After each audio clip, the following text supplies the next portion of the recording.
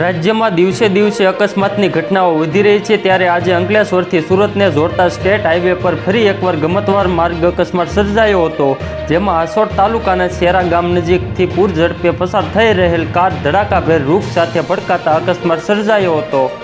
અંકલેશ્વર સુરતના હાઈવે પર ગંભીર અકસ્માત સર્જાયો હતો, જેમાં ગાડી ઝાડ સાથે ભટકાઈ હતી. ત્યારે આ ઘટનામાં કારમાં સવાર 2 લોકોના ઘટના સ્થળે જ મોત નીપજ્યા હતા, જ્યારે અન્ય એક વ્યક્તિને ઈજા પહોંચતા સારવાર અર્થે ખસેડવામાં આવ્યો હતો, જેનું સારવાર દરમિયાન મોત નીપજ્યું હતું.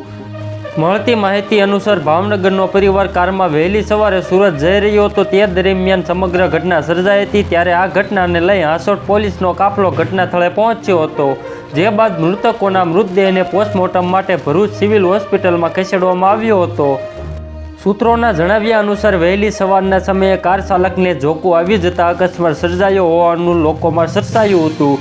ત્યારે સમગ્ર ઘટનાને લઈ પોલીસ વધુ તપાસ હાથ ધરી છે.